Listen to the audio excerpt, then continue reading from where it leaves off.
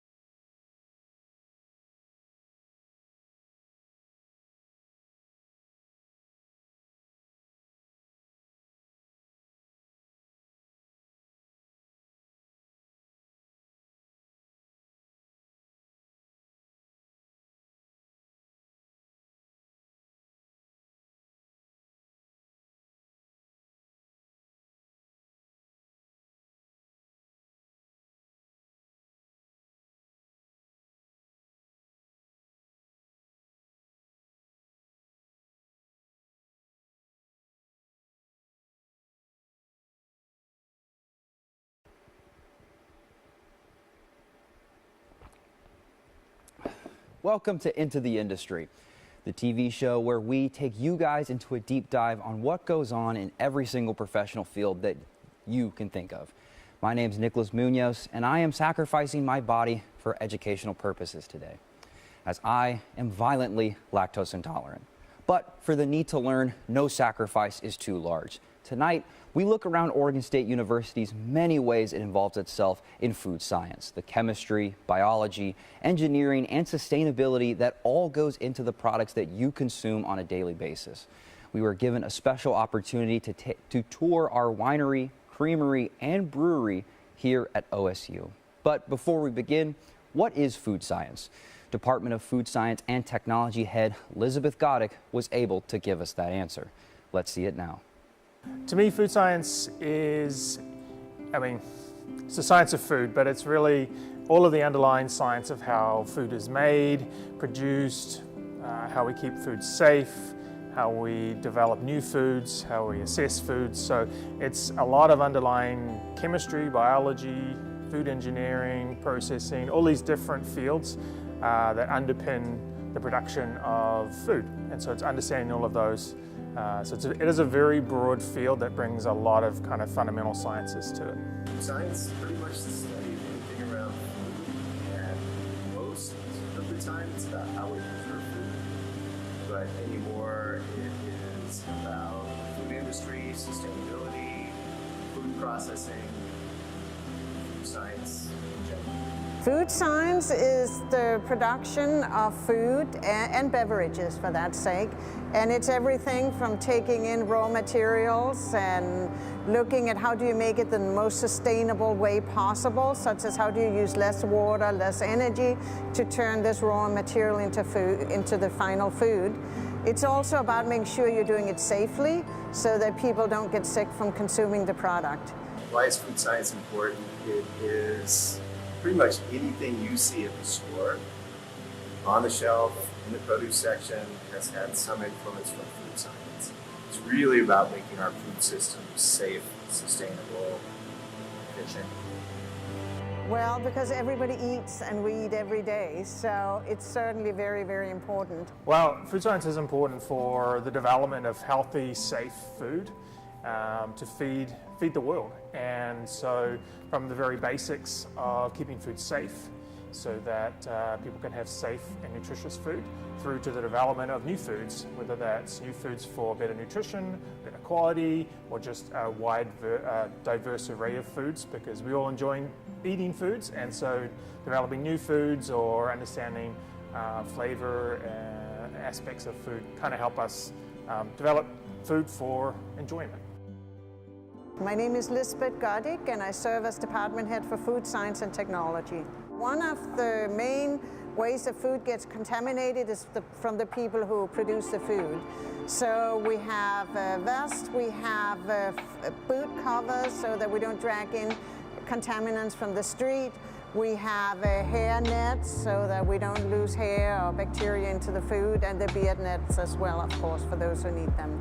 So we are quite differentiated because we work based on the commodities. We have professors who work in enology, so winemaking, some who work in brewing, beer making. We have some here in dairy, production of ice cream and cheese.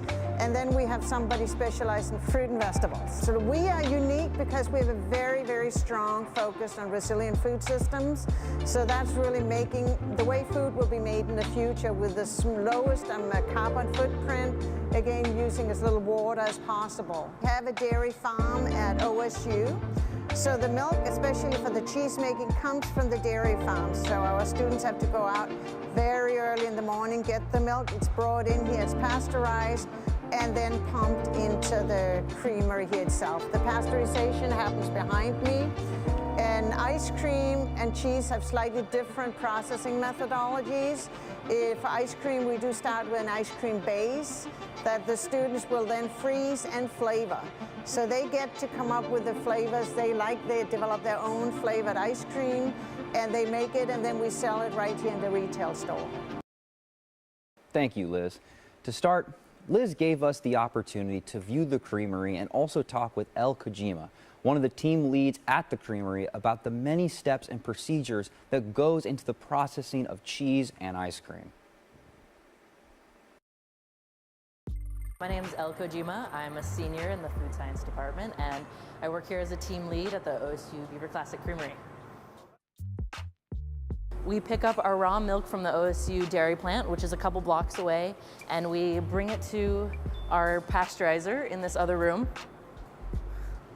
So this is our raw silo. We pump in our raw milk from here, and then when we're ready to pasteurize it, it goes through our HTST machine, which heats our milk up to, I believe, 165 degrees Fahrenheit with steam. And it goes through all of these tubes, and then it gets pumped back into the plant. Once our milk is pasteurized, we pump it into this tank, which is our pasteurized tank where we can store milk, I believe up to 72 hours. And then when we're ready for cheese, it gets pumped into this vat where we add rennet and cultures to help ferment the cheese. This is our cheddaring table. We primarily make cheese at this facility, and cheddar goes through a process called cheddaring where it's flipped and stacked to help with cultures and draining away. And then once our cheese has been fermented, we add it to molds where it's pressed here and it's weighed down by weights to drain excess whey. The next day we package it up and we send it off to our aging rooms. It's a full day. We start at around 8 a.m. after the cheese or milk has been picked up, and then I think we wrap up around 5 p.m. full day. These are our aging tanks where we can make base for ice cream. Then we have our batch freezers over here, which is where we make smaller batches of ice cream that we're still workshopping and figuring out. And then we have our inline ice cream maker, which makes large amounts of ice cream. This is our walk-in cooler. We keep cheeses that we're about ready to cut up and package in here. We keep ice cream as well in here, ready for churning. Then we store all of our ice cream ready for the shop in the freezer. This is our packaging room. We keep all the ingredients and all of the equipment we need to package all of our cheese and ice cream in here. So we have a CIP system, a clean in place, which is an automated system that the pipes go through this program. Each process of cheese making has a different CIP hookup. So for the raw milk, we have this HTST CIP where it goes through all of these steps. This is our cheese CIP, which is my favorite. We have an acid and a base system that go through these tubes and these pumps that cleans everything. It's about an hour long. The cool thing about our pilot plant is it's meant for teaching and learning. So we're able to hook up different systems depending on what we want to do. So if we want to get a new vat, we can change things up. I have to change parts every single day. We're always cleaning different systems, different parts of the program. But if a grad student wants to come in and hook up a different process, that can be so easy. Just untwist and readjust.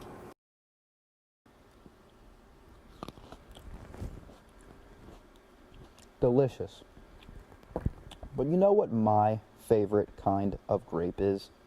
The fermented one. James Osborne, OSU's wine professor and the director of the Oregon Wine Research Institute, just so happens to agree. My name's James Osborne. I'm a professor in the Department of Food Science and Technology, and I'm also the director of the Oregon Wine Research Institute. Oregon State's had a research program that looks at the growing of grapes, which we call viticulture, and the production of wine, which is sometimes referred to as enology.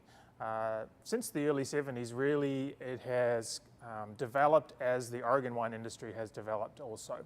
And so the research side of things, understanding what grapes to grow, how to grow them best, how to make the wine best, that's kind of progressed since then and is still an important part of our program. So we have a fairly robust research program with over a dozen researchers in a number of different departments who work on anything from viruses that might impact plants to entomology, looking at all the different pests and bugs that are out there in the vineyards, through to the very fundamental understanding of the chemistry of wine and the sensory aspects of that. So a very broad swath. So research-wise, we have a strong, robust program that studies all of these different aspects.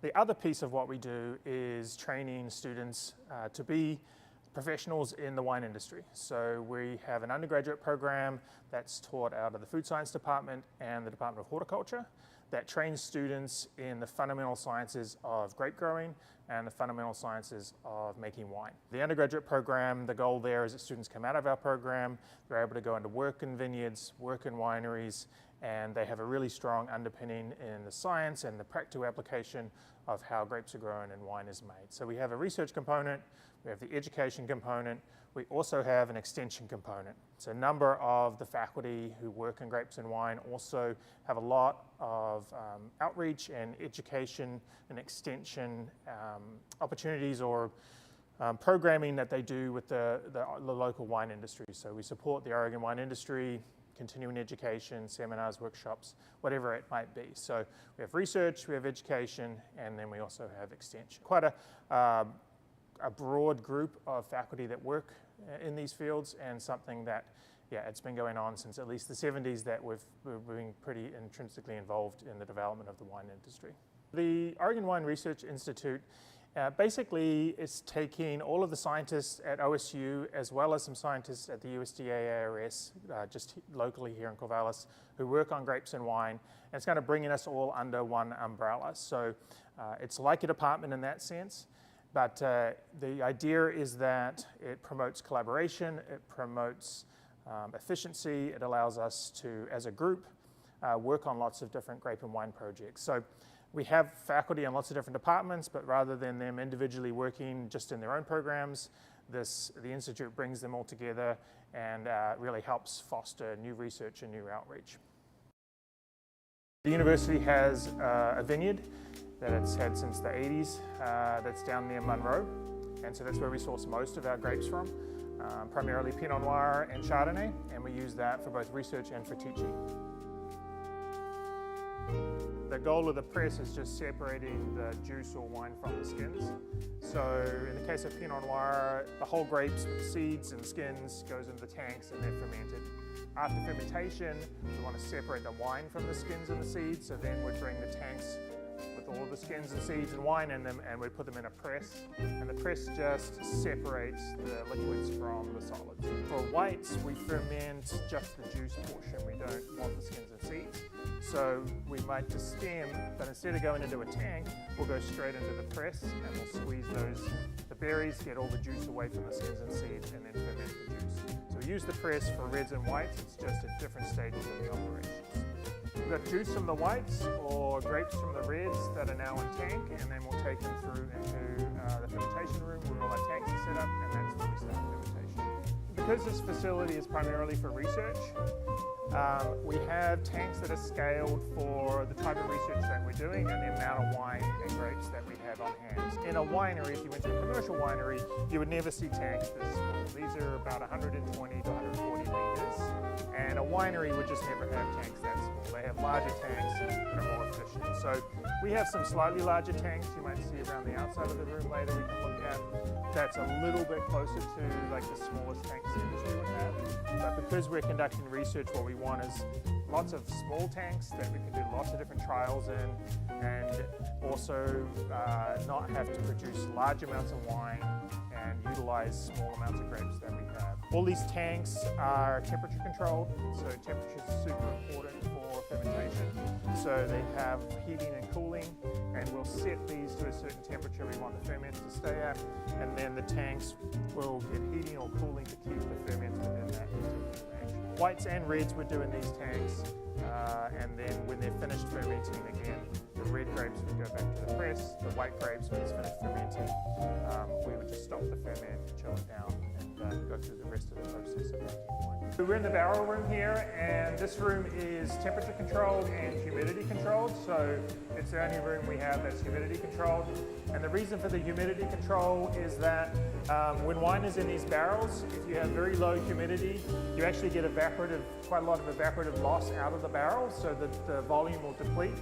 And so we keep the room at a relatively high humidity, so you minimize how much evaporation. There's still a little bit, but this room is at about 60% relative humidity, and that's 60 to 70% is fairly typical for a barrel room. So barrel rooms are usually kind of cold and feel quite humid compared to everywhere else. Barrels are an important part in the production of red wines and some white wines.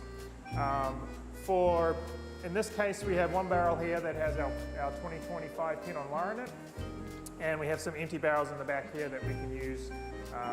If we have more wine, we can start to fill them. The barrel is important for two reasons.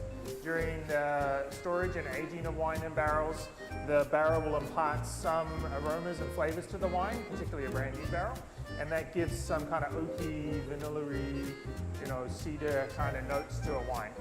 And how long the wine stays in a barrel and how new the barrel is kind of determines how much of those notes are in the wine. So sometimes you might only age your wine for a shorter period of time to get less oaky notes than maybe some other wines that will get a lot of oak. The other part is the barrel itself.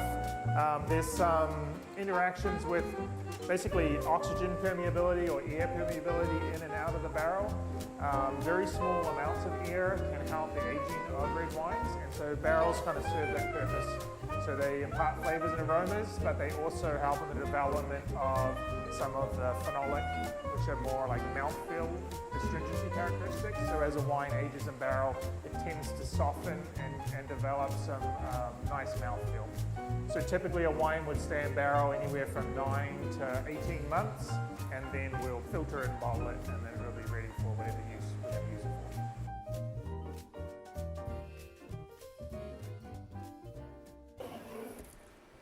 If only studio laws were more benevolent and I could do more than just wonder about how this tastes. Real shame. But anyways, have you ever come and ponder what goes exactly into these bad boys? Well, Jeff Clausen, the brewmaster here at OSU, might just know a thing or two about it. My name is Jeff Clausen, and I run the research brewery here on campus. The brewery has three major functions: research, teaching, and industry outreach. As far as research goes, we do a lot of research on raw materials. The teaching portion, we have students in food science and brewers in the industry, so we train them to understand the science. The industry part, we do a lot of work with the industry as far as ingredient testing, equipment testing, things like that. So we have an ingredient inside piece that we want to test out, come to us. If we need approval from the federal government on a new processing or come to us. Also do some formulation with people that do proof of concept. A lot of times it's just brewing to a client's specifications, or we make suggestions on their specifications. But most of the time we're doing smaller samples to send to clients that we use to develop something bigger. And then usually it's around out of a week, so it's scale up. So we go small scale here, but how to project out into the large scale. So that's kind of one of the working with companies like these companies, inside companies. It's really just using their new product and helping them use it. Food science and brewing, and the reason why I love it, I think pretty much everyone should love it. It's very fun. It's very hands-on. And what we study is what we do. And so if you're doing it at home in your kitchen and learning about why the plant around the way it does, learn about it. So flavor development, processing, preservation, all those things really clear to me. And I do it outside of work. I do it at home because I love it. Especially preserved foods. It's pretty unique. It's there are some other universities that have brewing programs, but as far as the equipment and the expertise that we have here at OSU, I think we're definitely leading edge. Well, now, folks, we have a special guest here in the studio, Molly Hagan, the head of the Food and Fermentation Science Club here at Oregon State. How are you doing today, Molly? I'm doing good. How are you? I'm doing awesome. Thank you so much for being here again. So to begin, what is it like being a student in this industry? You know, it's really cool to be a student in this industry, especially here at Oregon State. The program here, I mean, as you've seen, has so many cool opportunities for students to learn and really get their hands on food and all the chemistry and science behind it. So being a student in this industry, you just really feel very supported. As I go out into the job field and I've taken internships and gotten to learn more about that, you know, people are really excited for new people to come into the industry. We're all very eager to share what we learn and what we know. Again, as you've seen in these segments, we're excited to talk about food. So being a student here is really incredible. Yeah, and you mentioned those internships and opportunities to go visit places. Where have those places been? Where are they taking you? Yeah, so I've had some really cool opportunities, both here with the university. We get to travel and do different industry tours. So we've been out to places like Tillamook and Dairygold, see how they kind of operate. I've had some internships where I get to go to some different processing facilities, and it's really interesting to see those things you might not think about how they're processed or packaged, like your soda cans, seeing them all kind of how those lines work and all of the work that really does go into kind of a simple product like that is really cool. And you also mentioned processing. We, of course, were well introduced to all the processes during our times touring all the facilities. So what has been your favorite of all the processes that you've been able to do? Oh my gosh, that's so hard because with so many of them, you end up with great things like cheese and wine and beer. So it's hard to pick one. I think of the actual food processes that I've gotten to work on, I really do enjoy product development and that kind of thing the most. So the research and development that goes into creating brand new products and novelty things that you see in stores, like think of anything you would see at a Trader Joe's. There's an incredible amount of research and work that goes into that. Someone has an idea for a new food product and they have to work on it on a benchtop scale first and do some flavor trials and testing to see how those things work out before it even makes it past that stage into, you know, scaling it up and producing. So the work I've gotten to do on those things has been really fun. That is so cool. What exactly drew you to this industry then personally to have all these awesome opportunities? What was that thing that wanted you to get into this field? Yeah, so when I was younger, I think about 12, my dad got a home brewing kit for Christmas, which is a very age-appropriate hobby for the two of us to do together. But that's something that we kind of started doing, and there were some talks going on in Portland. The Food Innovation Center works with Oregon State very closely, and so there were some people from the food science program here at OSU out at the Food Innovation Center in Portland, and he and I went to those together because one of the topics was on home brewing and how to kind of improve that. And while we were there, we had learned that there was this whole major with all of these opportunities to learn more about food in general. So that was one of those things that we had just picked up as a hobby, and now he wishes he'd done food science back when he was in college. And of course, your main job here is being the head of the club. And what activities do you guys do? What do you guys get involved with? What aspects of this industry are you involved with? And are there any opportunities that come from this said club? Yeah, so a lot of what we do at the Food and Fermentation Science Club, check us out, shameless plug, is really just giving students the opportunity to get their hands on food. So every term we try to host an event about every week, and we have an incredible team of people who are just as excited about food science as I am.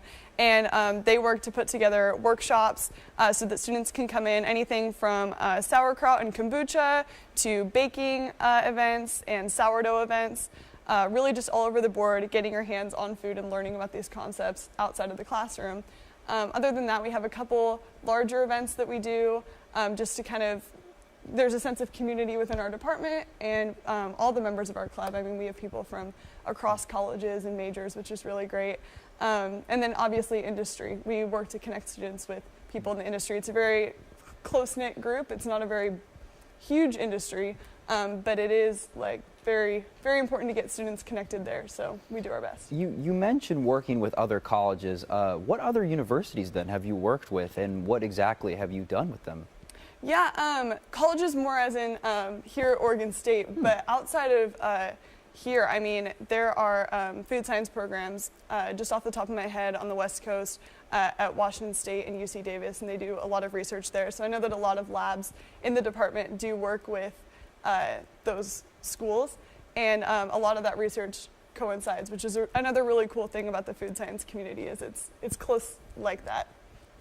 And you also then mentioned larger events. What could you possibly break down some of those larger events that you guys have done? Yeah, so early in spring term, we'll be hosting Spring Fest. We do this every year, so it really gets people together. We host some workshops in advance to kind of prep and prepare food for the event so students can be involved with hosting, and then we take over one of the shelters in the park. And students from the department and within the club and, you know, friends and family of whoever can come out, and it's just a way to get people together over bonding over food. Another one that I love every year, we take a trip out to Astoria. The food science department has an extension out there doing seafood research. Oh. And so they are kind enough to teach us how to process and smoke our own salmon fillets. So you go home with like 10 fillets of salmon. It's really incredible. That is really awesome. Just complete side note here, but what is your favorite thing that you've taken home then from any of these events? Oh my gosh. I think kombucha might have been my favorite because once you have your kombucha, you have a starter and you can keep making it. So I had a solid year where I just had too much kombucha in my apartment, but definitely worth it. How would someone get involved in your club? You know, you have all these great opportunities, all these massive events, and several outreaches where there's so many opportunities for students to get involved. How would one go about getting involved with your club, and what opportunities does that hold as someone just new coming in? Yeah, so I think if you're interested in food at all, food science, maybe just getting to know more about it, coming in to our club is a great opportunity. There's signups online. They're not super easy to find, but there's a website called Idealogic where you can sign up for clubs. We also have an email and an Instagram, so I really encourage people to use that. Please just join our mailing list, come to an event, see if it's for you. There's lots of fun things always happening, so definitely encourage that. That's awesome. How long have you been in charge of the club, and how has that process been as well, being the head of all this? Yeah, so just this year, I'm co-president of the Food and Fermentation Club. Last year, I was the food chair, so I got to put on most of the events and organize them, which that was really, really fun to do with students. And prior to that, I was just kind of in the mixed background helping out with things. So it's really great. I definitely encourage new food science students to join, but really anybody who wants to learn more. It's a fun way to be involved, but I have had the opportunity to be in charge for a couple of years of some larger things, which has been really fun. That is really, really cool. So on that, what is the most important tip that you wish you were told, or you would also tell someone about getting into this industry and getting involved in this field that you can personally speak on? Yeah, I would say my biggest piece of advice is just to jump in. I know for the first year or two when I was in this department, everybody is so close. There's only, I want to estimate 150 students in the department. Everybody knows each other. I was, as a freshman, a little bit nervous about jumping in. I think absolutely just get involved. I wish I had done it sooner. Talk to your professors, ask questions, talk to other students, join club events. Really just anything that the food science department is putting on. If you're interested, it's very welcoming, it's very open, you don't have to be scared. But I would definitely say if you have any interest at all, jump in, get involved. It's a very fun place to be. And finally, this question has been on many of our minds since we knew that we were going to do this and interview you as well. But, just for pondering's sake, what is your favorite flavor of ice cream? And moreover so, why? Okay. I have a two-part answer. I have my real answer, and I have to say this. So I was on an ice cream product development team last spring. We were creating a new flavor, and we ended up getting second place for our flavor, which was a lemon pepper ice cream with caramel swirls. It was really good. Sounds amazing. I know. The concept weirds people out a little bit, but it ended up being really good. It kind of balances. So I have to say that because I love my team and we had such a good time designing that one. But my real answer is Salt and Straw has a honey lavender flavor that I get every single time I go there because it's really gorgeous and delicious. So. Well, good answer. That's all the time we have. Thank you, Molly, once again for joining us. And thank you all for, of course, joining us tonight for another edition and installment here on Into the Industry. Thank you and good night.